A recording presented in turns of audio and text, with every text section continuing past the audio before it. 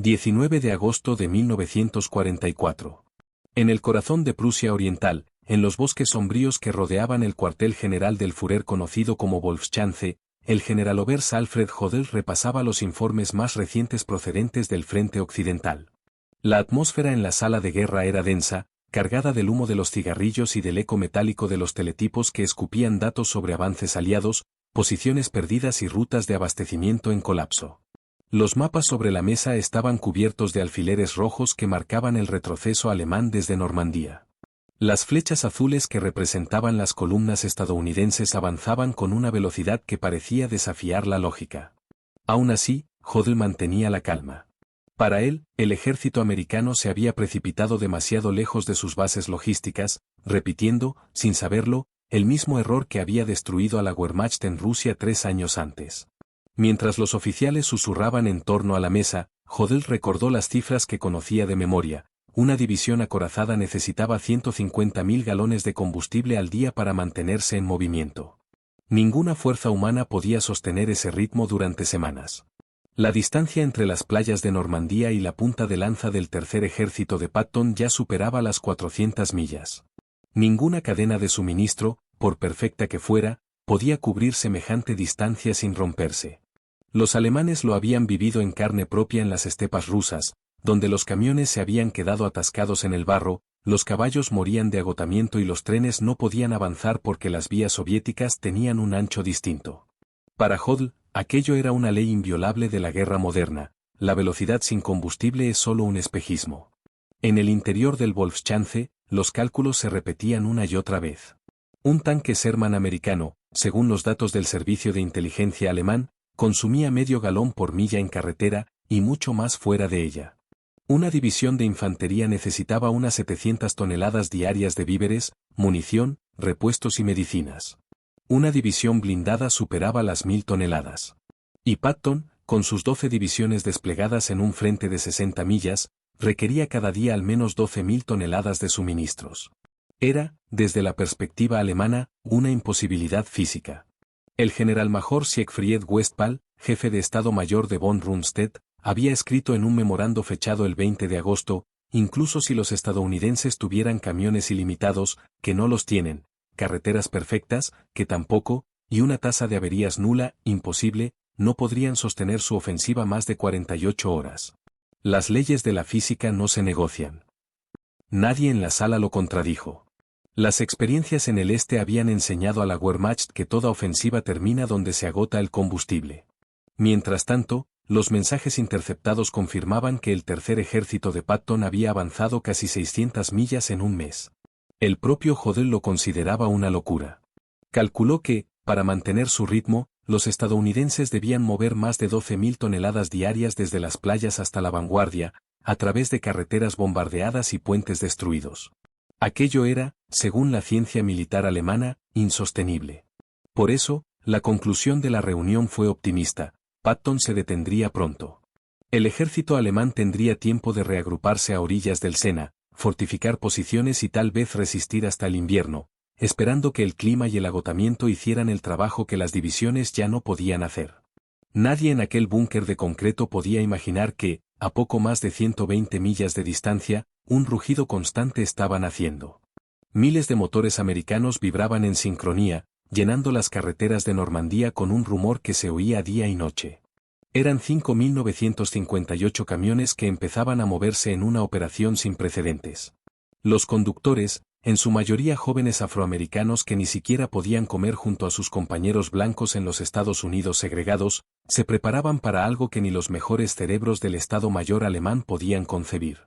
Los generales prusianos, expertos en estrategia, podían calcular el consumo de combustible, la distancia y el desgaste, pero no sabían cómo medir el poder del ingenio improvisado, de la industria que fabricaba camiones más rápido de lo que se destruían, ni de la voluntad de miles de hombres que iban a conducir 20 horas diarias sin descanso.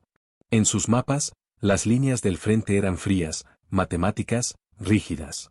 Pero en las carreteras de Francia, esas líneas estaban a punto de llenarse de movimiento, polvo y acero.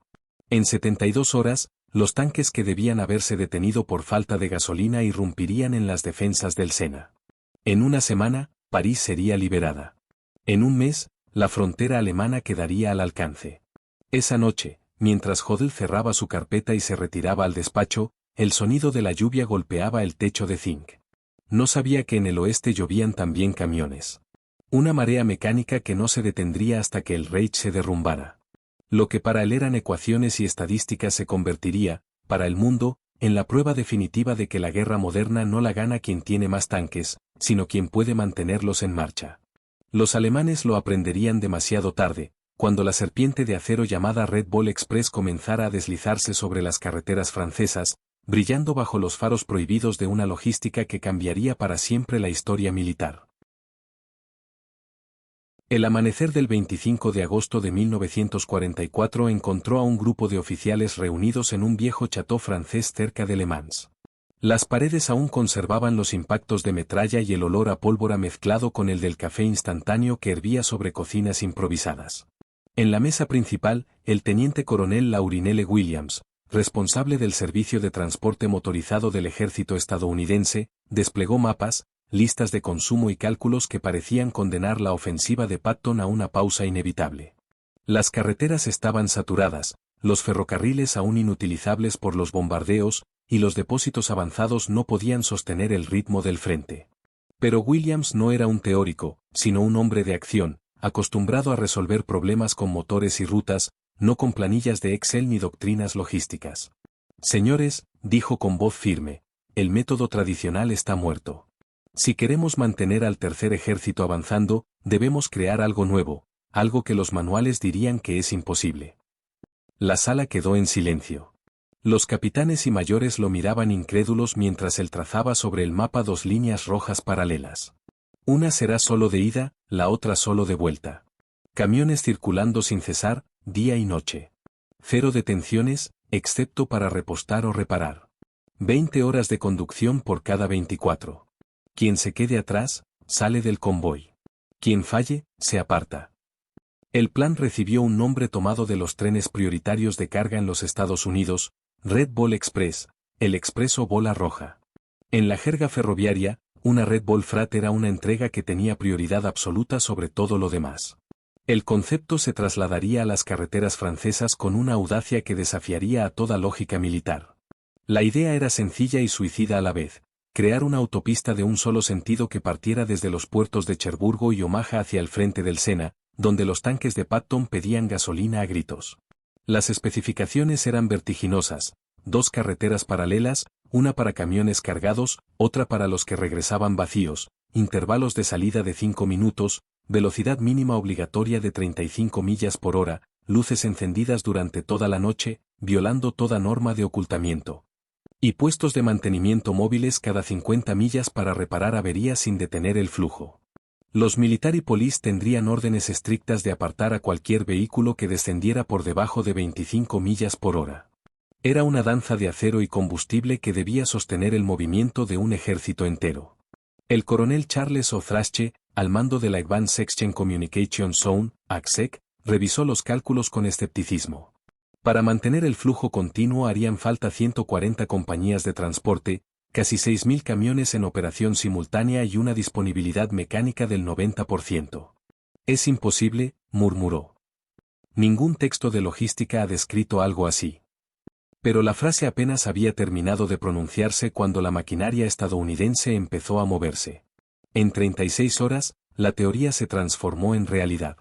El 26 de agosto de 1944, los primeros motores rugieron. Los hombres del 3916 Batallón de Transporte subieron a sus GMC CCKW de 2,5 toneladas, apodados Deus and Alf, con la carrocería llena de proyectiles de 105 milímetros destinados a los cañones del frente. En la carrocería de cada camión, los conductores pintaban nombres y lemas improvisados: Hitler, aquí vamos, Banco de Sangre de Patton, Expreso Detroit-Berlín. Aquellos jóvenes, muchos apenas mayores de 20 años, no sabían que estaban a punto de entrar en la historia como los artífices del milagro logístico más grande de la Segunda Guerra Mundial. El 75% de ellos eran afroamericanos, soldados de un ejército que aún los segregaba, hombres que no podían compartir comedores con sus oficiales blancos ni dormir en los mismos barracones. Sin embargo, la guerra les ofrecía una paradoja: los mismos generales que en su país no los consideraban iguales dependían ahora de ellos para mantener viva la ofensiva más veloz de Europa. Sus manos, su resistencia y su disciplina serían el combustible moral de la victoria. Conducían durante 20 horas seguidas, alimentándose de café, pan duro y cigarrillos, durmiendo en la cabina con el motor encendido y el fusil colgado del parabrisas. A medida que el Red Bull Express se desplegaba, la reacción alemana osciló entre la incredulidad y la fascinación. El 28 de agosto, las unidades de reconocimiento de la Wehrmacht informaban de un fenómeno nunca visto: columna ininterrumpida de vehículos, faros visibles a 20 kilómetros.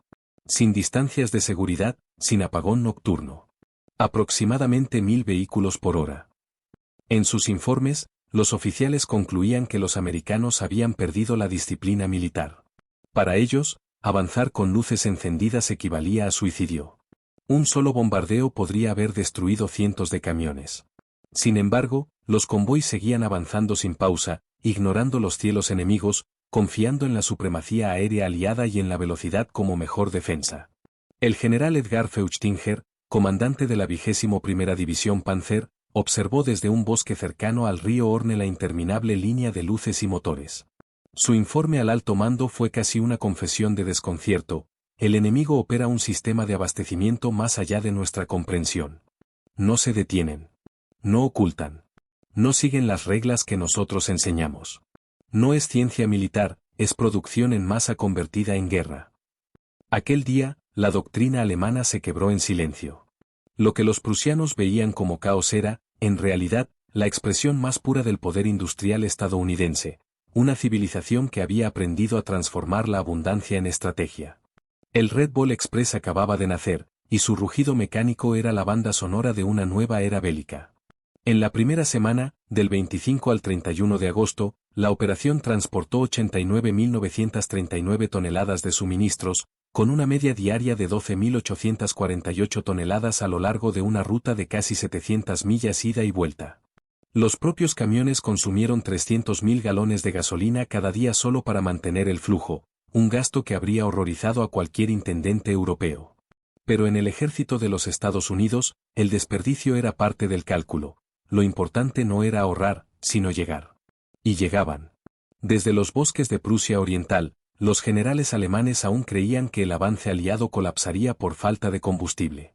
No podían entender que, en ese mismo instante, miles de camiones recorrían Francia a toda velocidad, iluminando la noche con sus faros encendidos y el ruido ensordecedor de los motores que llevaban la derrota del Reich directamente hacia su frontera. A medida que la columna roja avanzaba a lo largo de las carreteras francesas, el ruido se convirtió en un símbolo de poder. Las aldeas liberadas vibraban al paso de miles de motores, y los civiles franceses, todavía aturdidos por los años de ocupación, salían de sus casas para contemplar aquella procesión interminable de camiones cubiertos de polvo. Muchos creyeron que era una invasión al revés. Esta vez los vehículos no traían muerte, sino comida, medicinas, esperanza. Los niños agitaban las manos y los conductores arrojaban barras de chocolate, cigarrillos o trozos de pan. Era una escena que ningún ejército europeo había presenciado jamás. Mientras tanto, en el Estado Mayor alemán, los informes que llegaban desde las unidades de reconocimiento parecían absurdos. Nadie podía creer que los estadounidenses circularan con las luces encendidas durante la noche, sin ningún intento de ocultarse. Era un desafío directo a todas las reglas de la guerra. El general Walter Barlimont, al examinar fotografías aéreas, exclamó incrédulo: «No se esconden porque no nos temen». Esa frase se repetiría entre los oficiales alemanes como una amarga revelación. El Red Bull Express crecía día a día, adaptándose a las necesidades del frente con una flexibilidad que la Wehrmacht no podía imitar. Los ingenieros de mantenimiento establecieron un sistema de reparación que parecía improvisado pero funcionaba como una línea de montaje en plena guerra. Cada día, cerca de 1.800 camiones sufrían averías. Los mecánicos operaban bajo una regla estricta: 15 minutos para reparar, o el vehículo era empujado fuera de la carretera para no interrumpir el flujo. Las piezas se extraían de otros camiones dañados, los motores se sustituían en menos de una hora mediante grúas portátiles, los chasis inutilizables se convertían en almacenes improvisados. No había tiempo para burocracia ni formularios. La consigna era mantener el movimiento, sin importar el costo material. Aquella filosofía desconcertaba a los oficiales alemanes. En su mentalidad, un vehículo debía conservarse tanto como fuera posible, debía repararse meticulosamente, y cualquier desperdicio era una afrenta a la disciplina. En cambio, los estadounidenses habían comprendido algo más profundo, que la guerra moderna se ganaba con exceso, no con eficiencia. Donde el enemigo planeaba cada detalle, ellos improvisaban. Donde el enemigo racionaba, ellos sobreabastecían. El combustible era el corazón de esa revolución. El Red Bull Express consumía alrededor de 300.000 galones de gasolina al día solo para mantener sus propios camiones en marcha, una cantidad mayor que la que recibían algunos ejércitos alemanes para toda su operación. Sin embargo, el flujo nunca se detenía. La razón estaba bajo el mar, Operation Pluto, Pipelines Under the Ocean, una red de tuberías colocadas secretamente bajo el Canal de la Mancha que bombeaba combustible directamente desde Inglaterra hasta Francia. Era una obra de ingeniería tan audaz que el espionaje alemán nunca la detectó. A lo largo de la ruta, cada 25 millas, los estadounidenses habían construido depósitos de gasolina del tamaño de pequeños pueblos, protegidos por unidades de seguridad y surtidores móviles que podían reabastecer a decenas de camiones simultáneamente. Las cisternas formaban sus propios convoys paralelos, y los conductores aprendieron a repostar sin apagar el motor para ahorrar segundos. El combustible parecía inagotable, como si brotara del suelo. Desde el aire, los observadores alemanes veían aquellas manchas oscuras en el terreno y no lograban entender cómo los estadounidenses podían mantener semejante abundancia. El general Barlimont escribió en su informe a Berlín: los americanos poseen depósitos de combustible mayores que todas nuestras reservas estratégicas combinadas. Desperdician gasolina moviendo gasolina. Es una guerra de derroche industrial. Y no se equivocaba. Esa abundancia era precisamente el arma que los Estados Unidos habían decidido usar contra el Reich, su industria. El impacto en el campo de batalla fue inmediato. Las divisiones acorazadas de Patton, que según los cálculos alemanes debían estar inmovilizadas, comenzaron a avanzar con una velocidad que ningún plan enemigo podía igualar. En los manuales de la Wehrmacht, una división blindada podía sostener un avance de 20 o 30 millas por día en condiciones ideales. En septiembre de 1944, las unidades estadounidenses alcanzaban 40, 50 e incluso 60 millas diarias. El 1 de septiembre, la cuarta división blindada recorrió 35 millas en la mañana, se reabasteció al mediodía gracias a los camiones que la esperaban en la carretera, y avanzó otras 32 millas en la tarde. 67 millas en un solo día. Para los generales alemanes, aquello era una aberración física. En Prusia Oriental, Heinz Guderian, el padre de la guerra relámpago, leyó los informes interceptados y los descartó de inmediato. Propaganda, dijo. Ninguna fuerza acorazada puede avanzar 60 millas diarias durante una semana. Las averías lo impedirían. Pero cuando las transmisiones americanas sin cifrar confirmaron las posiciones reales del tercer ejército, comprendieron que no era un engaño, los estadounidenses se movían tan rápido que el enemigo no alcanzaba a reaccionar. El 5 de septiembre de 1944, los servicios de inteligencia alemanes presentaron un dossier completo sobre el Red Bull Express. Las conclusiones eran alarmantes. Los americanos habían construido una infraestructura móvil que desafiaba toda lógica bélica. Sus camiones viajaban sin interrupción, día y noche, manteniendo una media de 12.000 toneladas diarias. A pesar de perder cientos de vehículos por desgaste o accidentes, la producción en masa los reemplazaba sin esfuerzo. La Wehrmacht había basado su confianza en la experiencia. La guerra se ganaba con precisión, disciplina y economía de recursos. Ahora descubrían que se podía ganar con desorden planificado, improvisación constante y una industria que producía más rápido de lo que la batalla podía destruir. Los observadores alemanes anotaban detalles que los dejaban sin respuestas: conductores drogados con estimulantes para soportar jornadas de 72 horas, camiones que circulaban pegados unos a otros como vagones de un tren, luces que convertían la noche francesa en un río de faros interminable. Todo contradecía el sentido común, pero funcionaba. El miedo que comenzaba a crecer en el alto mando alemán no provenía de los tanques o los aviones, sino de esos convoys que nunca se detenían. Cada motor que rugía en la distancia era una señal del colapso inevitable del Reich. La guerra había cambiado. Ya no era una cuestión de maniobras o genio táctico, sino de quién podía mover más toneladas de acero, combustible y comida por milla. En menos de 2 semanas, los alemanes comprendieron que no estaban enfrentándose a un ejército superior, sino a una civilización entera movilizada para la guerra. El Red Ball Express se había convertido en la arteria vital de la victoria aliada, una autopista viviente que desafiaba los límites de la resistencia humana y la lógica militar. Las jornadas del Red Ball Express se transformaron en una coreografía mecánica imposible de detener.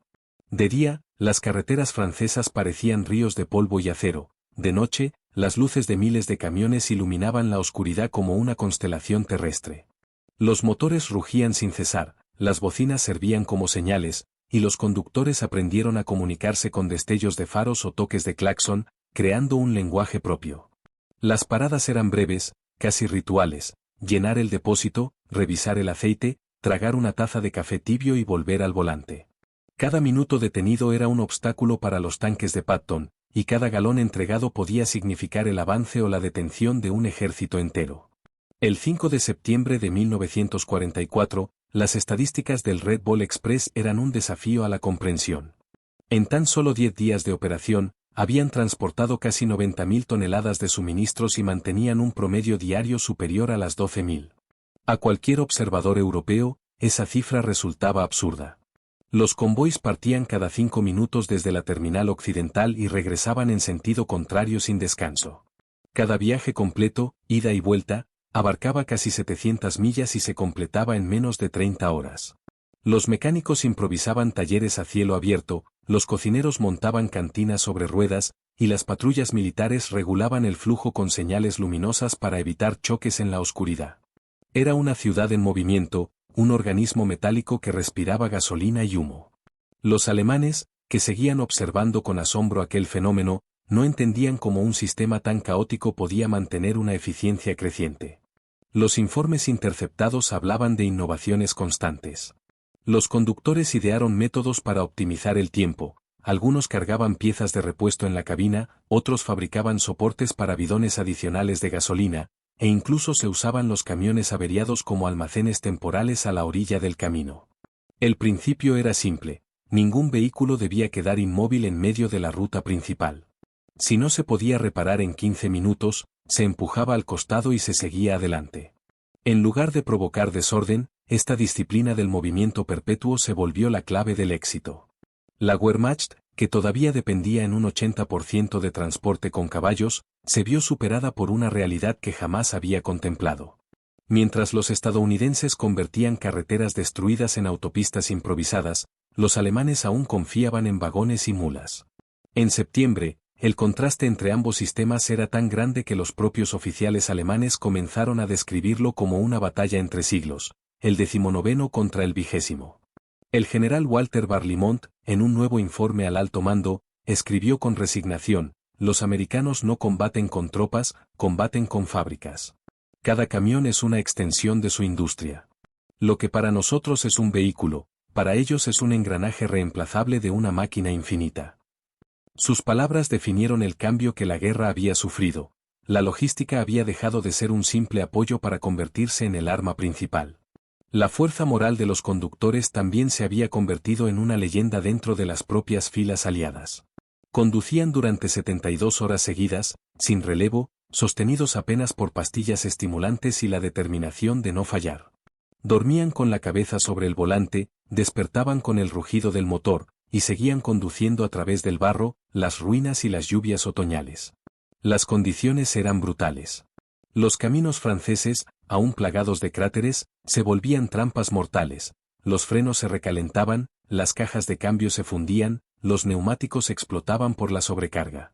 Sin embargo, los convoys no se detenían. La orden era absoluta: mantener la línea viva. Entre los más de 20.000 conductores, los afroamericanos destacaban por su número y su resistencia. Aunque la segregación seguía marcando cada aspecto de la vida militar, dentro del Red Ball Express se había forjado un sentido de hermandad nuevo. Los oficiales blancos dependían de la experiencia y el instinto de aquellos hombres acostumbrados al esfuerzo sin recompensa. Con cada milla recorrida, desmontaban los prejuicios que Hitler había proclamado sobre la inferioridad racial. Allí, en los caminos de Francia, los soldados negros demostraban que podían sostener el peso de toda una ofensiva y hacerlo con disciplina, ingenio y coraje. La inteligencia alemana registró testimonios de prisioneros y observadores que reconocían con asombro el papel de los conductores afroamericanos. En un informe del general Hans von Lack, capturado más tarde, se leía: comprendimos que habíamos perdido cuando supimos cómo se abastecían. Rompían todas las reglas que nosotros venerábamos, desperdiciaban combustible, abandonaban vehículos, agotaban a los hombres, y, sin embargo, triunfaban por la magnitud de sus recursos. Convirtieron el desorden en fuerza. No luchábamos contra un ejército, sino contra una civilización. El efecto psicológico del Red Bull Express fue devastador.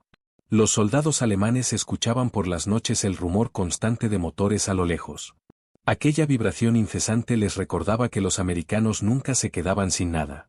Mientras ellos contaban los cartuchos restantes, el enemigo transportaba millones de municiones.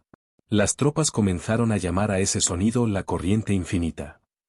En los bosques de Lorena, algunos juraban escuchar los camiones incluso cuando no había ninguno cerca. El simple eco se convirtió en una forma de guerra psicológica, la certeza de que los estadounidenses tenían más suministros de los que Alemania podría producir en toda la guerra. Para entonces, el Red Bull Express ya no era una línea logística, era un símbolo. Una nación entera, alimentada por sus fábricas y su fe en la abundancia, avanzaba sobre ruedas. El enemigo, atrapado en la austeridad de su propia doctrina, observaba impotente cómo su ciencia militar quedaba obsoleta frente a la potencia del volumen y la improvisación. Los generales del Reich, que habían creído en la superioridad técnica y la economía de medios, estaban descubriendo que la guerra moderna no la ganaba el que conservaba, sino el que podía reemplazar sin miedo. El 10 de septiembre, cuando las columnas de Patton cruzaron el Mosa y se acercaron a la frontera alemana, el Red Bull Express había transportado más de 150.000 toneladas de suministros. A esas alturas, ni las averías, ni los ataques aéreos, ni las carreteras destruidas podían frenar el flujo. El convoy se había convertido en una criatura viva que se regeneraba a sí misma, un torrente de acero alimentado por miles de manos anónimas. Los motores seguían rugiendo, las luces seguían brillando, y el camino hacia la victoria se extendía frente a ellos, recto, interminable y rojo como la línea que lo había nombrado. A comienzos de septiembre de 1944, el Red Bull Express se enfrentó a su primera gran crisis. La velocidad de Patton había superado todas las previsiones, y las rutas de abastecimiento, que ya cruzaban casi 700 millas, comenzaban a tensarse hasta el límite. Los conductores dormían apenas 2 horas por jornada, las transmisiones se saturaban, y los motores, después de miles de millas sin descanso, empezaban a morir uno tras otro. El frente seguía avanzando hacia el este, y cada kilómetro ganado significaba más distancia que recorrer, más gasolina que gastar y más presión sobre los hombres que sostenían la ofensiva desde las sombras. Los informes de inteligencia alemanes captaron el temblor en el sistema. El general de Panzertruppen Hasso von Manteuffel escribió el 8 de septiembre, los convoys estadounidenses muestran signos de colapso. Los intervalos entre vehículos han aumentado, la velocidad media ha disminuido. Si golpeamos ahora, tal vez logremos romper su línea de suministros. Era la oportunidad que el alto mando alemán había esperado desde Normandía. Pero subestimaron, una vez más, la capacidad estadounidense para adaptarse. En menos de 72 horas, el Red Bull Express fue reorganizado por completo. Los mandos de logística crearon puntos de transferencia intermedios para reducir la distancia de cada trayecto, establecieron rotaciones de conductores y duplicaron el número de vehículos operativos. Se levantaron talleres adelantados, depósitos temporales y estaciones de mantenimiento cada 30 millas. Los camiones que antes recorrían 700 millas ahora hacían tramos de 350, transfiriendo la carga a nuevos conductores frescos que esperaban al otro lado. Aquella maniobra, ejecutada en tiempo récord, permitió no solo estabilizar el flujo, sino aumentarlo. Para el 12 de septiembre, la cantidad de suministros entregados superaba la de la semana anterior. Lo que para cualquier otro ejército habría sido un punto de ruptura se convirtió en una demostración de elasticidad industrial. Mientras los convoys seguían rugiendo por las carreteras, los estadounidenses desplegaron otra innovación logística que desconcertó completamente a los alemanes, el uso masivo de transporte aéreo táctico. Decenas de C-47 Skytrain comenzaron a volar diariamente sobre las líneas, entregando combustible, municiones y raciones directamente a las unidades en combate. Cada aparato podía transportar unas 3 toneladas, y pronto cientos de ellos surcaban el cielo francés en una danza incesante. El 16 de septiembre, las unidades alemanas registraron con asombro más de 900 vuelos de suministro en un solo día, entregando casi 3.000 toneladas de material. Los pilotos volaban a baja altura, aterrizando en campos improvisados o lanzando paracaídas de carga en zonas abiertas. En comparación, la Luftwaffe, durante su máximo esfuerzo en Stalingrado, había logrado apenas 300 toneladas diarias, y a costa de pérdidas devastadoras. La conclusión para el alto mando alemán fue brutal. Los americanos utilizaban sus aviones de transporte como si fueran camiones voladores, sin preocuparse por el consumo ni por las bajas. Si un avión se perdía, simplemente lo reemplazaban. Esa indiferencia calculada ante el desgaste era incomprensible para la mentalidad alemana, donde cada recurso debía conservarse al máximo. Los Estados Unidos, en cambio, habían decidido que la guerra se ganaba a través del derroche controlado. La abundancia se había transformado en estrategia. Los propios generales alemanes comenzaron a admitir que estaban luchando contra algo que iba más allá de un enemigo militar. El mariscal de campo Walter Model, al recibir los informes del Red Ball Express, pronunció una frase que se repetiría entre los prisioneros después de la guerra: si estos datos son ciertos, no combatimos contra un ejército, sino contra una civilización entera. Ellos no temen perder, porque pueden reemplazarlo todo. Esa sensación de impotencia empezó a filtrarse hacia las tropas del frente. Los soldados alemanes que aún resistían en Lorena o en los alrededores de Metz podían oír, por las noches, el rugido ininterrumpido de los camiones enemigos. Aquellos motores que nunca callaban se convirtieron en un recordatorio de su propia escasez. Mientras ellos racionaban sus últimos cartuchos y compartían un trozo de pan, los americanos traían toneladas de municiones y comida en un flujo constante. Algunos prisioneros relataron después que el sonido de los convoys los atormentaba más que los bombardeos. Era el eco del poder industrial estadounidense extendiéndose como una ola imparable. El impacto psicológico se amplificó cuando los estadounidenses comenzaron a usar grabaciones del ruido de los camiones para confundir a las líneas alemanas. En los tramos donde los convoys no circulaban, altavoces ocultos reproducían el sonido de motores y bocinas, generando la ilusión de que la línea de suministro era infinita. Las unidades alemanas, incapaces de distinguir entre los verdaderos y los falsos, reportaban convoys fantasmas avanzando por la noche. La guerra moderna había alcanzado un nuevo nivel de sofisticación, la logística convertida en arma psicológica. Pero el precio humano del Red Ball Express era enorme. Las jornadas interminables, las carreteras destrozadas y el agotamiento constante cobraban vidas cada día. Más de 300 conductores murieron en accidentes durante el periodo operativo de la ruta. Los choques eran frecuentes, los frenos se sobrecalentaban en las pendientes y los camiones volvían a volcarse al borde de los caminos al tratar de esquivar cráteres. Aún así, la moral seguía siendo sorprendentemente alta. Los hombres sabían que su trabajo era decisivo. Mientras los combatientes recibían la gloria, ellos sostenían la guerra con sus manos ennegrecidas por el aceite y los neumáticos gastados. Entre los protagonistas, los soldados afroamericanos se convirtieron en la espina dorsal de la operación. Habían sido relegados a unidades de servicio por las políticas raciales de su propio ejército, pero en las carreteras francesas demostraron una eficacia y un coraje que nadie podía negar. Con cada tonelada transportada, derribaban un prejuicio. Con cada milla recorrida, desmentían la propaganda nazi sobre la inferioridad racial. Conducían en condiciones infernales, pero con un sentido de orgullo silencioso. Sabían que estaban haciendo historia, aunque el mundo no los reconociera todavía. El Red Ball Express no solo alimentaba al ejército aliado, alimentaba también una nueva conciencia. En aquellos caminos llenos de barro y humo, miles de hombres aprendieron que la victoria no siempre se medía en disparos, sino en resistencia, ingenio y sacrificio. Para los alemanes, era un fenómeno incomprensible. Para los estadounidenses, era la prueba definitiva de que el poder industrial y la voluntad humana podían vencer cualquier obstáculo. Así, mientras el otoño se acercaba y las hojas comenzaban a caer sobre las carreteras de Francia, el rugido de los motores seguía llenando las noches. Los camiones avanzaban sin cesar, los depósitos se levantaban como ciudades efímeras, y el tercer ejército seguía su camino hacia Alemania, impulsado por el pulso inquebrantable de una nación que había convertido la logística en su arma más poderosa. El otoño de 1944 encontró a la gigantesca serpiente roja extendiéndose ya por toda Francia. Las lluvias comenzaron a convertir las carreteras en lodazales, pero el flujo no se detenía.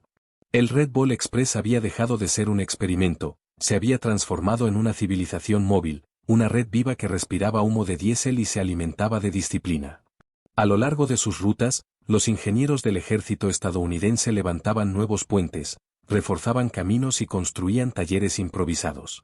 En cuestión de horas, un campo vacío podía convertirse en un depósito con cientos de barriles, neumáticos, repuestos y raciones.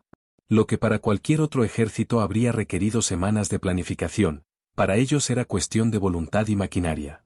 Los oficiales alemanes, desde sus puestos de observación, contemplaban atónitos aquella capacidad de reconstrucción instantánea. Un puente destruido por un bombardeo en la mañana podía ser reemplazado antes del anochecer. En monte, los ingenieros alemanes habían volado un paso vital para frenar el avance estadounidense. Según sus cálculos, reconstruirlo requeriría al menos 6 semanas. Los americanos lo reemplazaron en 14 horas, mientras los camiones desviaban temporalmente por un camino improvisado con tierra y escombros. Ese nivel de respuesta hacía imposible detener la marea logística. Era como intentar contener el océano con las manos. Cada día surgían nuevos apodos para describir la magnitud del fenómeno. Los soldados lo llamaban la arteria de hierro, los franceses el río americano, y entre los alemanes empezó a circular un término cargado de resignación, la máquina infinita.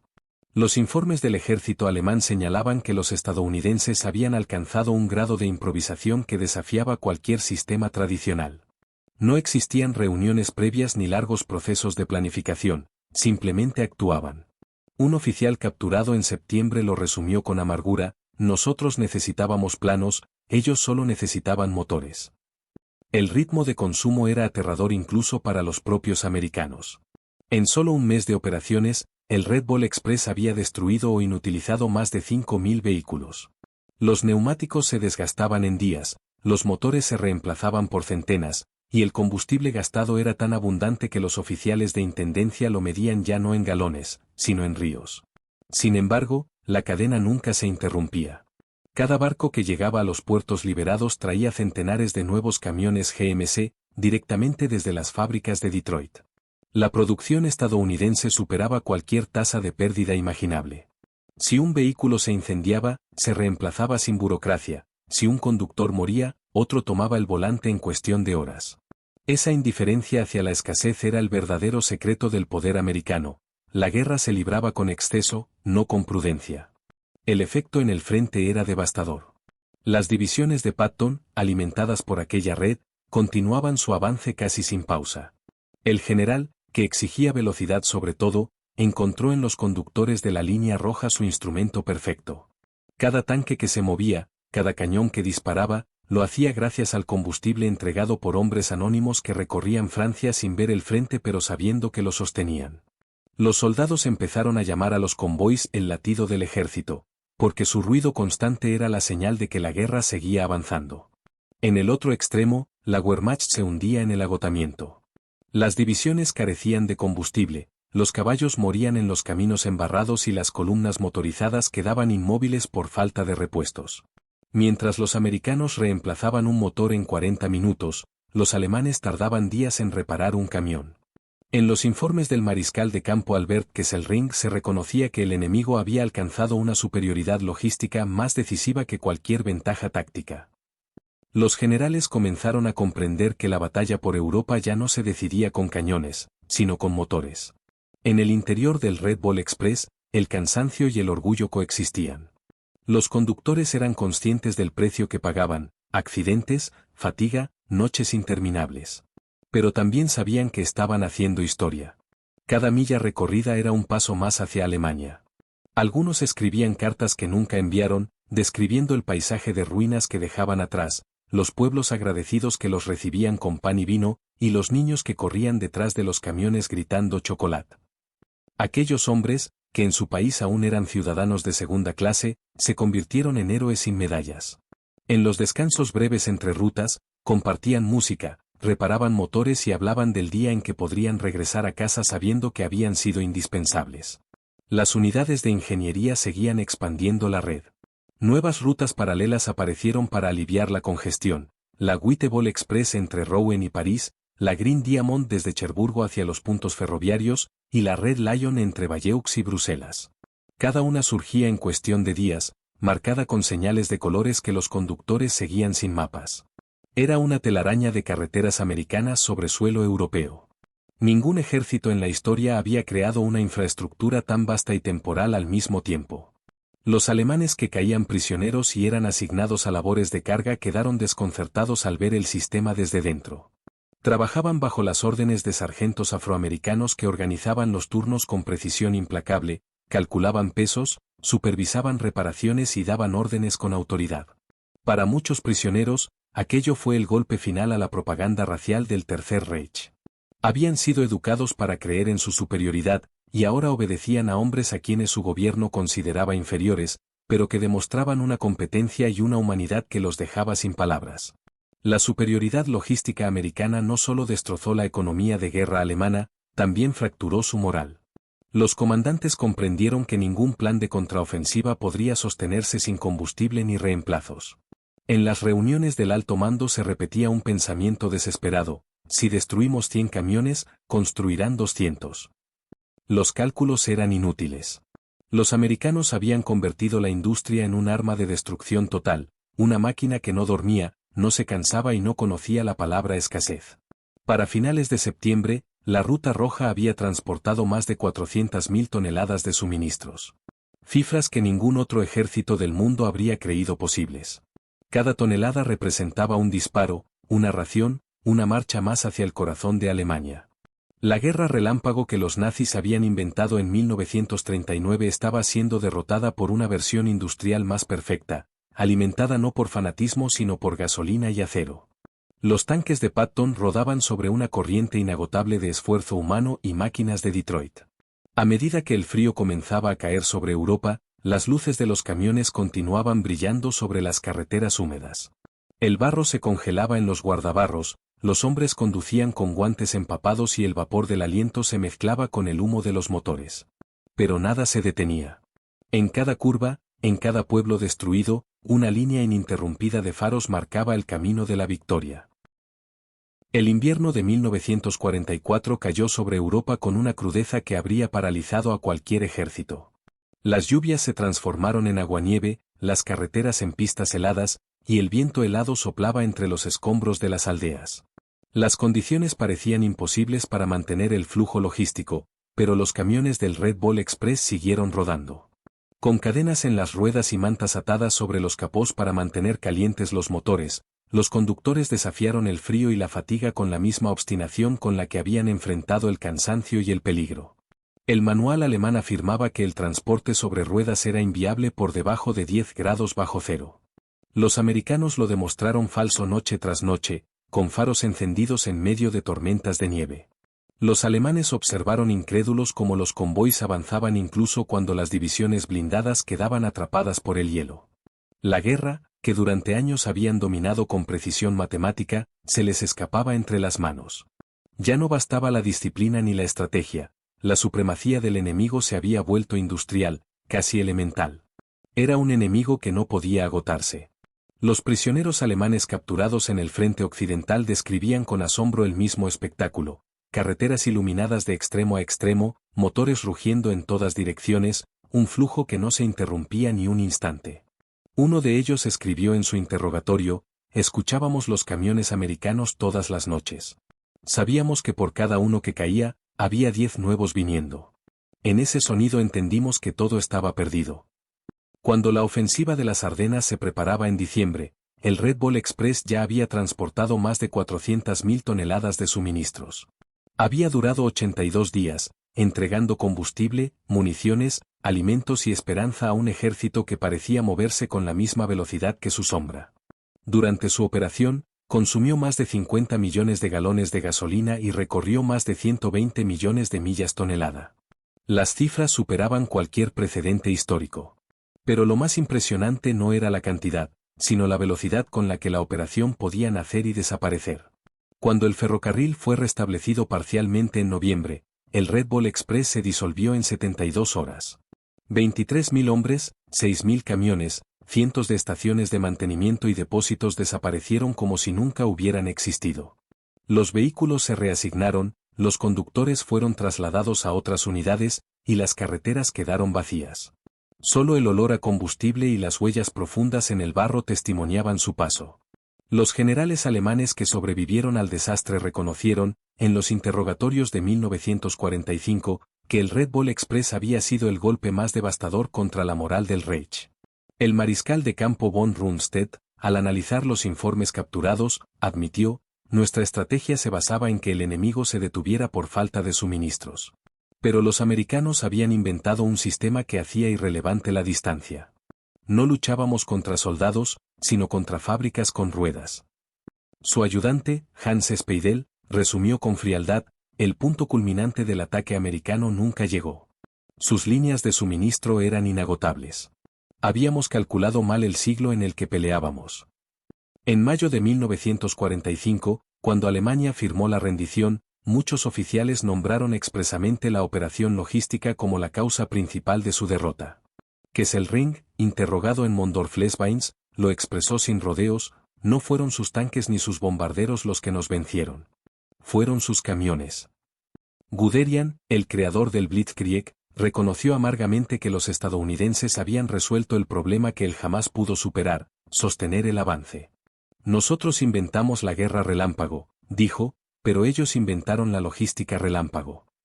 El legado del Red Bull Express trascendió el conflicto.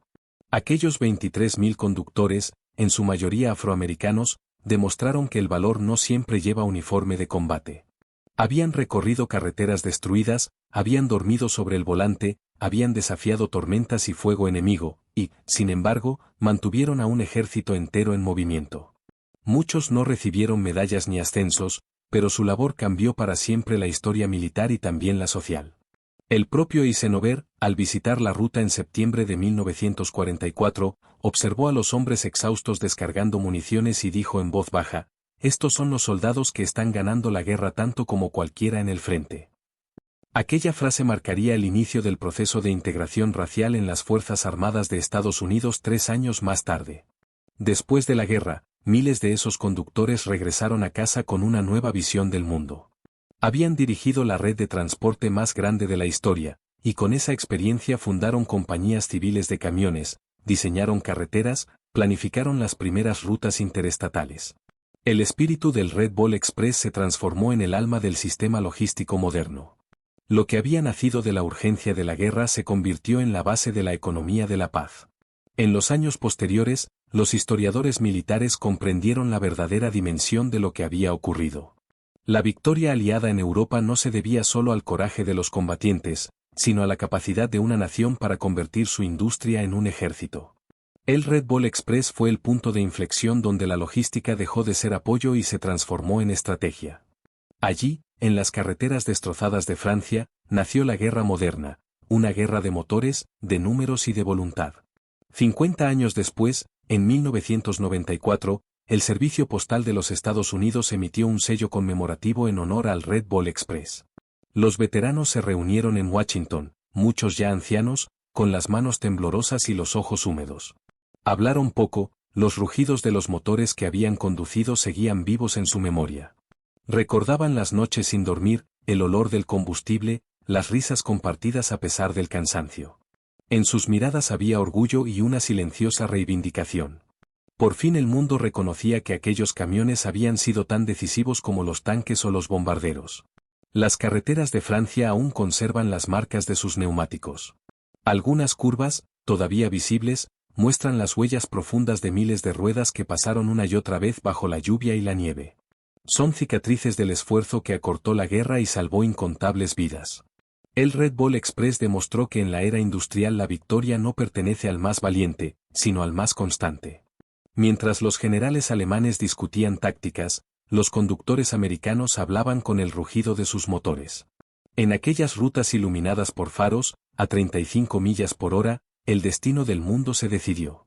El sonido de aquellos camiones, un rugido grave, continuo, inagotable, se convirtió en la voz de una nación. Una voz que anunciaba que la guerra ya no sería decidida por genios estratégicos, sino por quienes pudieran mantener sus vehículos en movimiento sin detenerse jamás. Y así, En las noches heladas de 1944, mientras Europa temblaba bajo el viento del invierno, el Red Ball Express siguió avanzando, uniendo los océanos con su estruendo metálico, llevando sobre ruedas el peso de la victoria.